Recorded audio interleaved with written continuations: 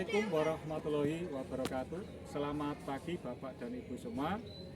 Perkenalkan di sini saya, nama Agus Fauron Safi'i, asal instansi dari SMK YP 17 Jombang Jember. Mahasiswa PPG dalam jabatan Program Studi Pendidikan Fisika LPTK Universitas Negeri Gorontalo. Pada pagi hari ini, hari Senin 12 Juni 2023 pukul 9 waktu Indonesia Barat, saya akan melaksanakan video pembelajaran untuk memenuhi tugas uji kinerja. Selamat menyaksikan, terima kasih. Baik, bismillahirrahmanirrahim. Assalamualaikum warahmatullahi wabarakatuh. Selamat pagi anak-anak. Kabarnya hari ini? Amin. Baik, ketua kelas mohon untuk dipimpin berdoa terlebih dahulu. Sebelum mulai pelajaran pada hari ini, marilah kita berdoa menurut keinginan dan kemampuan masing-masing. Doa mulai.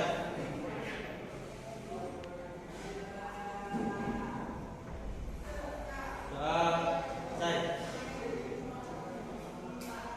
Hari ini ada yang tidak hadir? Ya, kita doakan semoga yang tidak hadir hari ini bisa masuk kembali ya. Yang ada yang sakit kemarin. Masih semangat anak-anak ya untuk belajar fisika? Masih. Baik, agar lebih semangat lagi, coba di sini nanti kalau Pak Agus nanti bilang fisika, kalian bilang bisa ya. Terus kalau Pak Agus bilang SMK YP 17 Jombang, bisa bilang jaya sepanjang masa. Oke. Fisika? Bisa. Fisika? Bisa. SMK YP 17 Jombang? Bisa. Masih semangat semua. Baik, anak-anak, dari pertemuan sebelumnya ya, pertemuan kemarin pada mata pelajaran fisika kita sudah belajar ya, yaitu berkaitan dengan materi apa kemarin? Besaran dan satuan ya, besaran dan satuan. Kemudian pengenalan berkaitan dengan alat ukur ya. Ada yaitu duduknya silakan. Gimana duduknya? Oke, lepas topinya ya. Ada yang masih ingat kemarin ada 7 besaran pokok. Nah, apa saja macam dari besaran pokok? Apa saja kemarin? Ada namanya panjang, ya waktu, intensitas cahaya, ya suhu, kuat arus, massa, dan jumlah zat, pintar 100 ya. Ya, jadi ada 7 macam besaran pokok ya. Nah, kemudian kemarin juga kita pelajari berkaitan dengan alat ukur ya. Jadi alat ukur panjang itu ada berapa macam alat ukur panjang? Coba, ada masih ingat? Alat ukur panjang bentuknya ada berapa macam? Ada namanya jangka sorong, kemudian penggaris dan mikrometer skrup ya. Skrup ya, itu ya ada 3. Oke. Misalkan untuk mengukur panjang sebuah meja, maka di sini kita menggunakan alat ukur apa? Ya, garis. Oke. Kalau kita akan mengukur misalkan diameter dari ya, bagaimana hasilnya? Nah, hasilnya adalah tidak presisi dengan alat ukur tadi. Coba diperhatikan kemana-mana.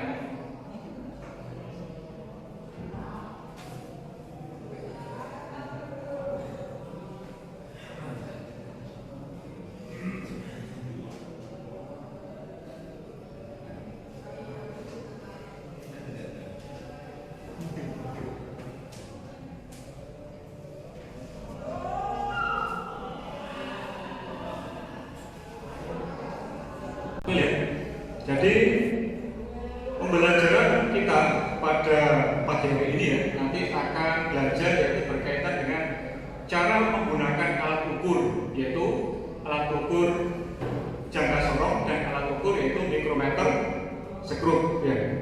Di mana tujuan pembelajarannya di sini ada 4 ya. Yang pertama, melalui diskusi dan menggali informasi, peserta didik dapat menentukan angka penting dari suatu nilai besaran dengan percaya diri. Kemudian yang kedua, melalui diskusi dan menggali informasi, peserta didik dapat menentukan hasil pengukuran besaran fisik panjang dengan teliti. Kemudian yang ketiga, melalui kegiatan praktikum berbasis masalah, peserta didik dapat melakukan pengukuran besaran fisik dengan alat ukur yang sesuai dengan percaya diri. Kemudian 4, melalui kegiatan praktikum berbasis masalah, peserta didik dapat menyajikan hasil pengukuran besaran fisik panjang menggunakan mistar, jangka sorong, dan mikrometer skrup dengan percaya diri. Itu adalah tujuan pelajaran kita pada pagi hari ini. Selanjutnya, masih semangat ya? Oke, alhamdulillah. Oke, untuk itu di sini saya berikan pretest ya, berikan pretest. Silakan kalian scan untuk barcode berikut dengan menggunakan alat komunikasi ya. Silakan di scan. Nanti ini akan menunjukkan berkaitan dengan kemampuan awal kalian ya.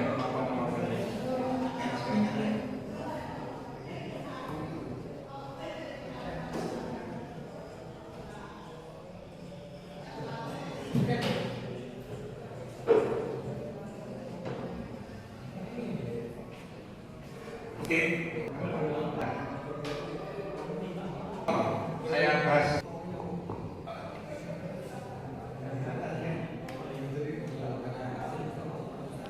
Tadi kalian sudah melakukan pretest ya. Sekarang coba kita lihat untuk hasilnya di sini ya. Untuk hasilnya masih bisa kan ya untuk perkalian bilangan desimal, karena untuk dasar menggunakan alat ukur di sini kalian harus bisa perkalian bilangan desimal. Jadi 20 kalikan 0,02 berapa di sini? 0,40. Ya, 0,40. Oke. Kemudian 13 mili ditambah 0,15 mili 13,15. Oke. Lanjut.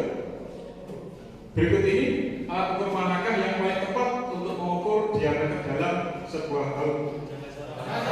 Oke, jangka sorong.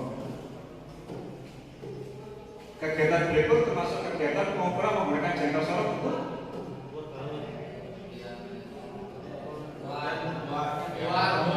mengukur diameter luar benda. Oke. Jadi alhamdulillah untuk nilainya tadi sudah cukup bagus ya berkaitan dengan pretest untuk jangka sorong. Saya lanjutkan.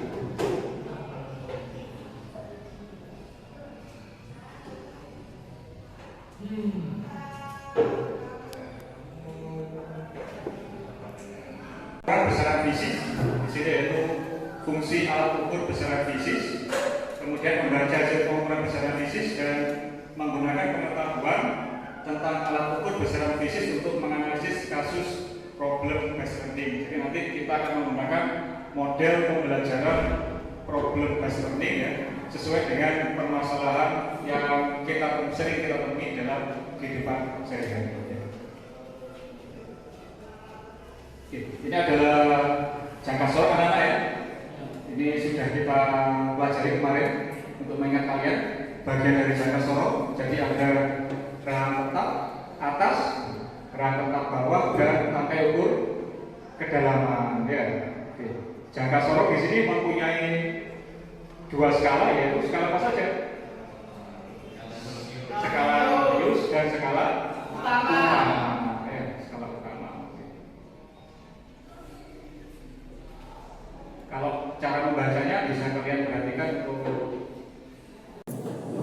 coba diperhatikan ya anak-anak berkaitan dengan jangka sorong atau fenomena ya.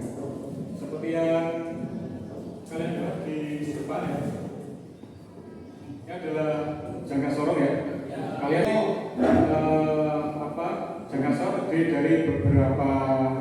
bagian. Di sini ada bagian atas dan dalamnya. Kemudian ada bawah digunakan untuk mengukur diameter luar. Ada namanya tangkai itu kedalaman. Biasa ditutup mengukur kedalaman. Oke. Kemudian untuk yang kedua di sini adalah alat ukur, yaitu mikrometer skrup. Oke, mikrometer skrup. Jadi mikrometer skrup di sini merupakan alat ukur untuk mengukur ketebalan benda yang tipis, benda yang tipis. Sebelum menggunakan, jangan lupa untuk kalian buka di sini penguncinya. Jadi ada penguncinya. Kalian putar untuk mikrometernya. Setelah diputar, kemudian kalian putar sebanyak 3 kali pada bagian ujung. Jadi nanti akan bunyi. Sudah, silakan kalian mengukur. Jadi nanti untuk hari ini kita akan menganalisis kasus PBL, yaitu untuk menggunakan alat ukur jangka sorot dan mikrometer skrup. Oke, jadi permasalahannya seperti ini ya untuk kasus PBL-nya.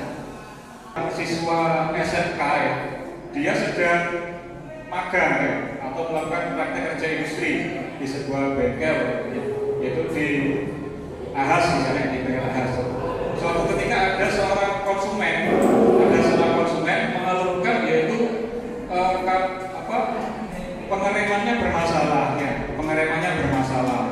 Tuh, ternyata setelah dicek, yaitu pada bagian kampas remnya bermasalah.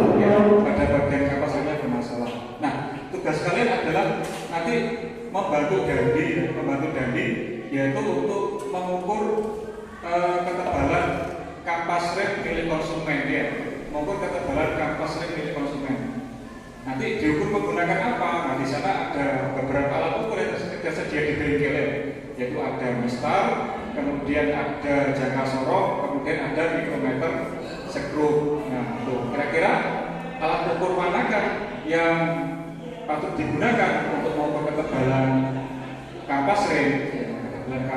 Seperti itu. Bisa nggak ya? Bisa. Nah, sekarang silakan kalian berkumpul di kelompoknya masing-masing Kemudian silakan diambil untuk alat dan bahannya di depan. Silakan.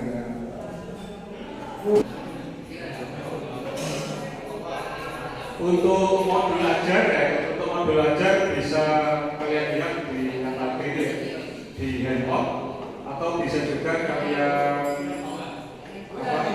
scan di barcode di depan ini untuk modul ajarnya.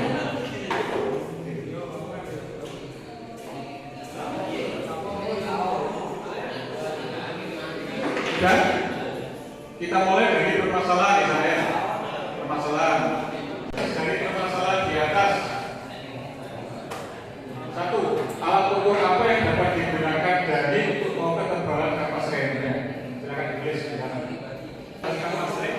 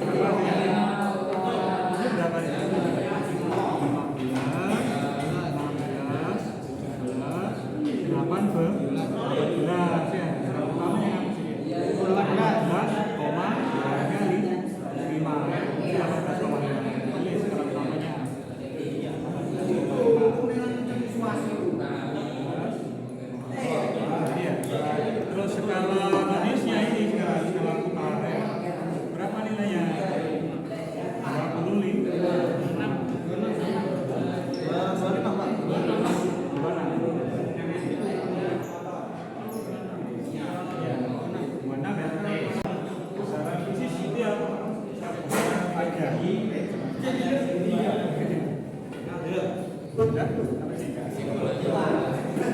Banyak. Dengan menggunakan persiapan fisik yang bisa berpikir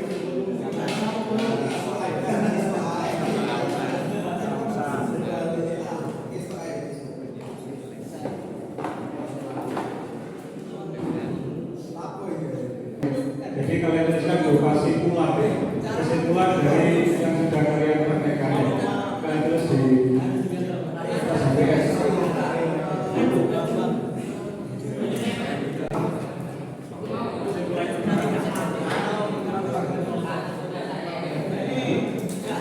Untuk kesimpulannya itu kalian rangkum dari yang kalian lakukan percobaan. Yang pertama berkaitan dengan ketelitian alat ukur ya. Jadi untuk mengukurkan pass rate itu yang lebih baik menggunakan alat ukur apa ya. Kemudian yang kedua dari beberapa hasil pengukuran kalau alat ukurnya berbeda kira-kira hasilnya sama atau berbeda ya. Itu bisa kalian jadikan kesimpulan. Melakukan praktikum ya berkaitan dengan berbasis masalah ya, berbasis masalah.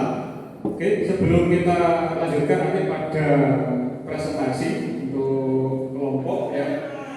Coba biar tidak lemes untuk semuanya, silakan diperhatikan ke depan ya, ke depan. Di sini Pak Agus ada game ya, game nama gamenya adalah apa ya? Tebak gambar ya, tebak gambar. Ini kalian buka ini gambar apa ya? Ini untuk mengetes kan apa? Ngantuk apa tidak ya? Ngantuk apa tidak? Coba ini. Gambar apa ya?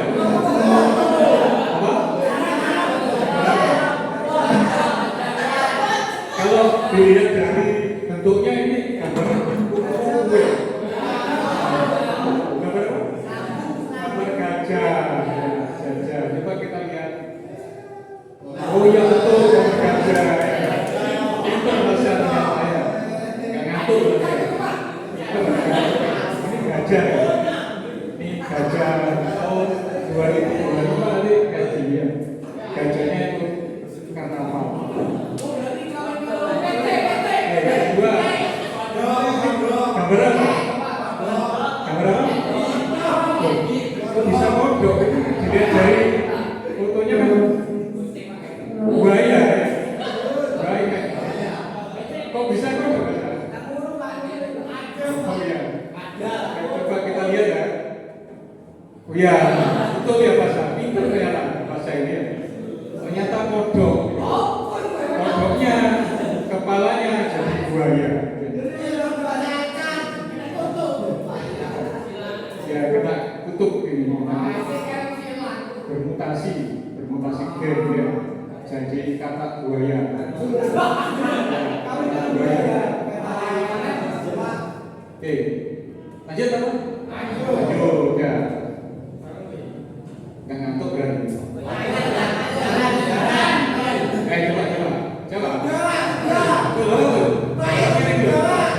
Betul. Gambar apa ini kok? Kambing. Loh, so kambing. Kepalanya apa ini? Kepala apa ini? Kuda. Kok bisa kuda?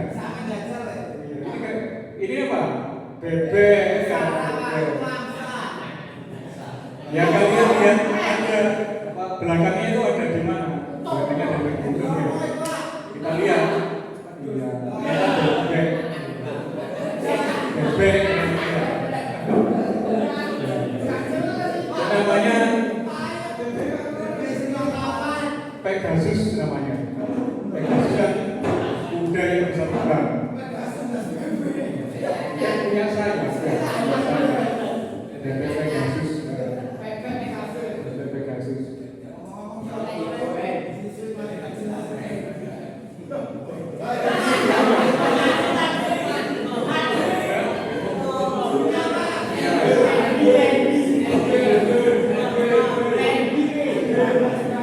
Gambar apa ini?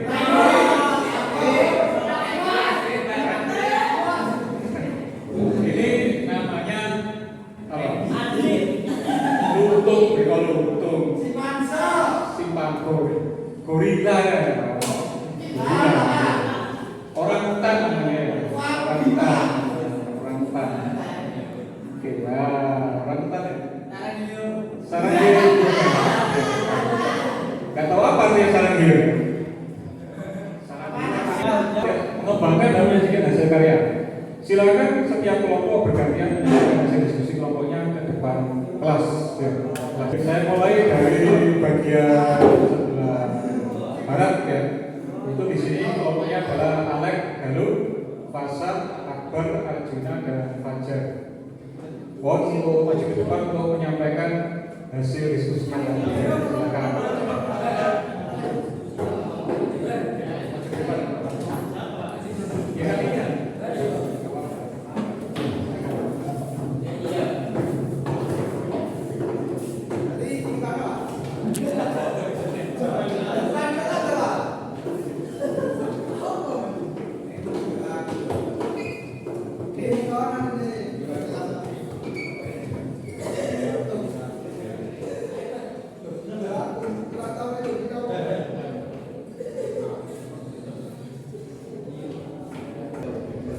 Assalamualaikum warahmatullahi wabarakatuh.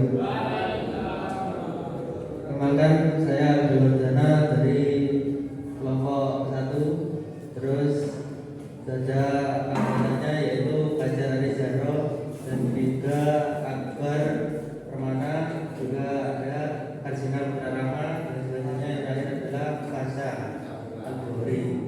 Jadi saya ingin menyampaikan hasil dari penelitian atau praktek barusan kita laksanakan. Yang pertama adalah yang ditanyakan, jelaskan upaya yang dapat dilakukan untuk mengatasi kampas rem trafal sepeda yang sudah halus atau mengalami kerusakan dalam gunanya. Dari hasil diskusi kelompok kami yaitu menggantinya dengan yang baru. Terus yang kedua, bagaimana cara menentukan bahwa kampas rem trafal sepeda motor tersebut harus digantikan atau tidak.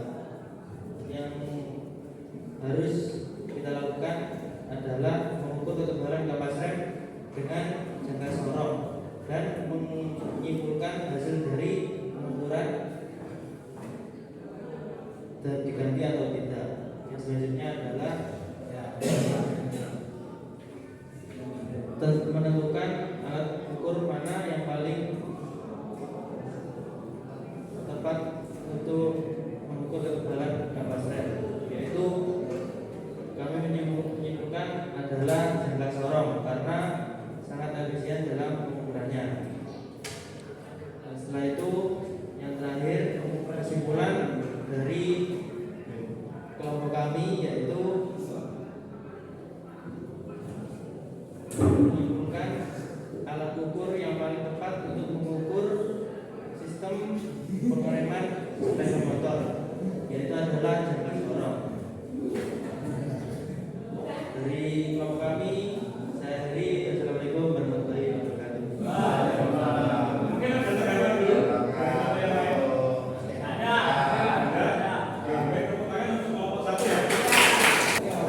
Lanjut untuk kelompok berikutnya, kelompok 2. Silakan masuk ke depan kelompok 2.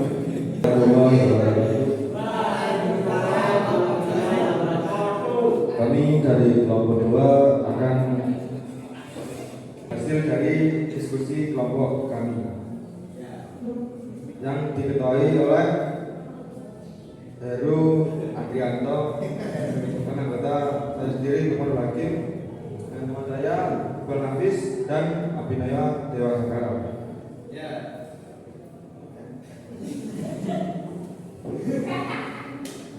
Berdasarkan hasil percobaan dari kelompok kami, yaitu di sini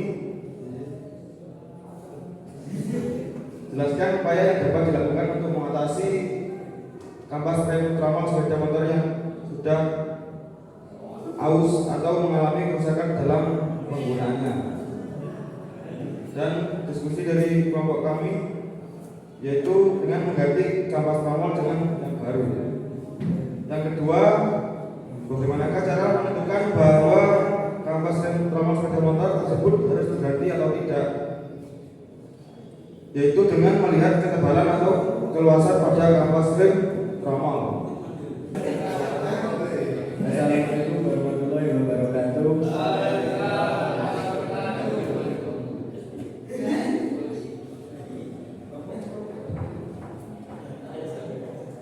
Saya dari kami.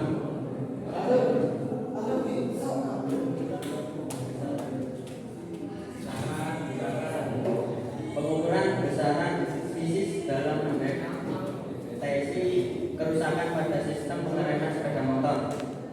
Jangka sorong dapat digunakan untuk mengukur diameter luar tabung, diameter dalam tabung, dan kedalaman lubang. Bagaimana? Bagian dari jangka sorong terdiri dari atas skala utama, skala nonius, rahang tatap, rahang geser, batang mengukur kedalaman dan penguji. Mikrometer skrup bisa mengukur benda dengan ketelitian sampai 0,01 mm. Sekian dari kelompok kami. Assalamualaikum warahmatullahi wabarakatuh. Assalamualaikum warahmatullahi wabarakatuh.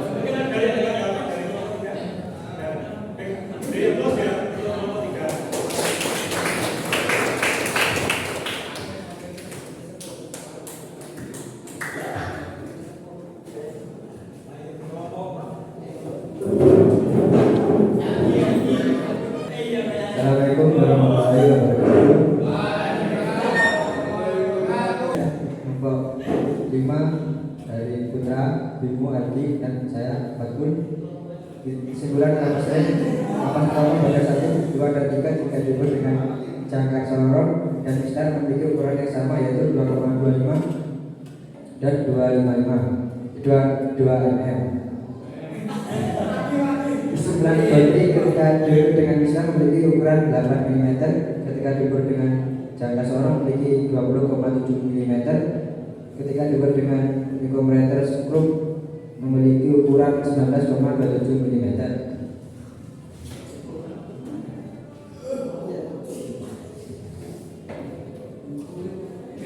Silakan upaya yang dapat dilakukan untuk mengatasi kampas rem tromol sepeda motor yang sudah aus atau mengalami kerusakan dalam penggunaannya, dengan cara mengganti kampas tromol dengan yang baru. Bagaimanakah cara menentukan bahwa kampas rem tromol sepeda motor tersebut harus diganti atau tidak? Dengan melihat ketebalan atau keausan pada kampas rem tromol.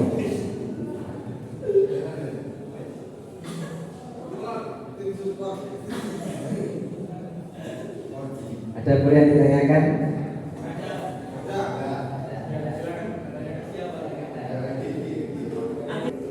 Sekian dari saya, terima kasih. Assalamualaikum warahmatullahi wabarakatuh.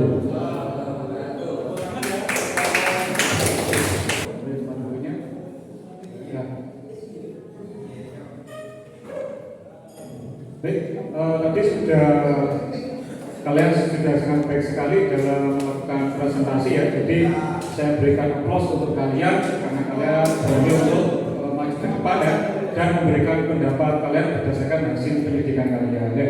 Terima kasih.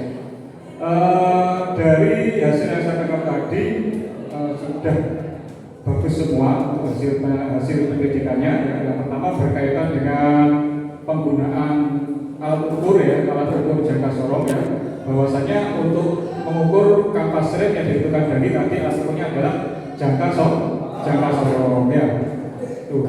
Jadi untuk pengukuran jangka sorong tadi kalian bisa menggunakan ukur kampas rem ya, yaitu bisa menggunakan tangkai ukur kedalaman atau juga bisa menggunakan ini rahang untuk mengukur diameter dalam ya. Diameter dalam, jadi bisa menggunakan dua bagian itu ya untuk mengukur ketebalan dari kampas rem ya. Kemudian saat menggunakan alat ukur yang berbeda, apakah hasilnya akan berbeda? Nah, ya ternyata tadi saya dengar hasilnya juga berbeda ya. Semakin teliti alat ukur tersebut maka hasilnya akan semakin bagus ya. Akan tetapi nanti kalau kita menggunakan aturan angka penting ya, itu akan dihasilkan pengukuran yang sama ya. Jadi pembulatan ya. Tadi kan kalian ada yang mengukur hasilnya 2,35 ya, 35. Kalau dibulatkan menjadi 2 angka penting kan 2,3. Kalau menggunakan mistar juga sama 2,3 ya. Jadi kalau menggunakan angka penting akan diperoleh hasil yang sama. Ya.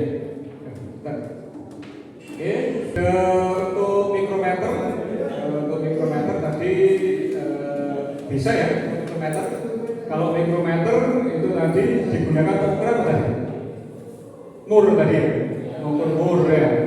Hasilnya akan lebih teliti, yaitu daripada menggunakan jangka sorong ya. Karena sesuai dengan ketelitiannya untuk mikrometer itu lebih tinggi ya. Oke. Mungkin ada yang bisa memberikan kesimpulan dari hasil pembelajaran kita pada pertemuan ini. Silakan angkat tangan yang bisa menyimpulkan. Ya, bisa disimpulkan. Alek, oke, silakan Alek. Kesimpulannya apa?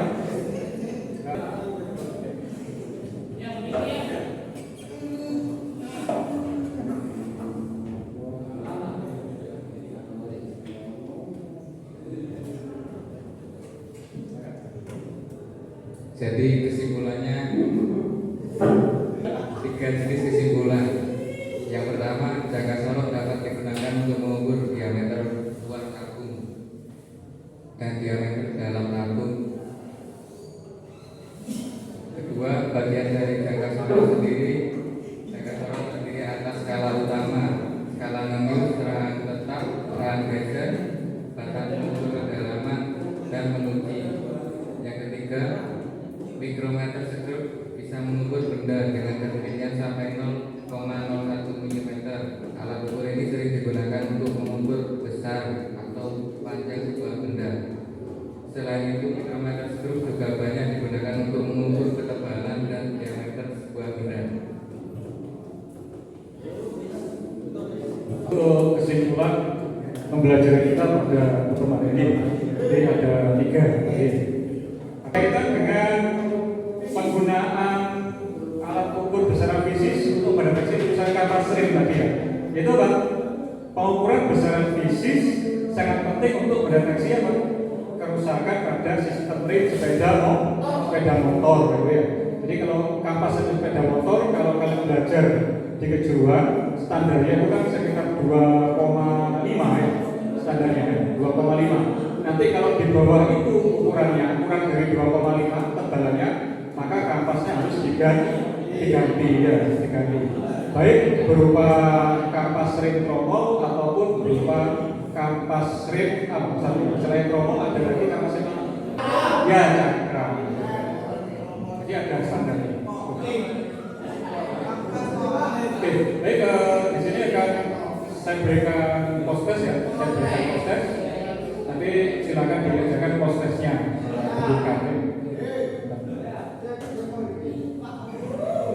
Untuk post testnya yang ada alat komunikasi dan ada paketan silakan di scan ya. Kalau yang tidak ada di sini saya siapkan beberapa hard copy. Saya akan dituliskan nama dan kelasnya. Ya. Itu post testnya di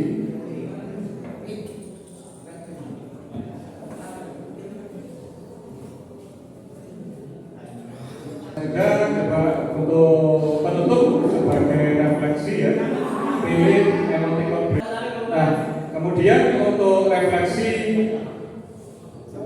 berkaitan dengan pengalaman belajar ya, kalau nanti ini kalian scan berikut kalian isi nanti untuk pengalaman istilahnya perbaikan proses pembelajaran ke depan ya. Silakan di scan untuk berikut. Motivasi belajar hari ini ya, kalian perhatikan ya, bahwasanya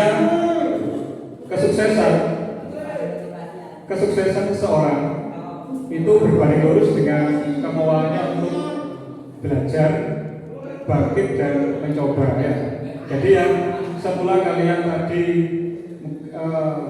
belum mengetahui bagaimana cara menggunakan jangka sorong, bagaimana menggunakan mikrometer, setelah kalian belajar, akhirnya kalian menjadi bisa ya.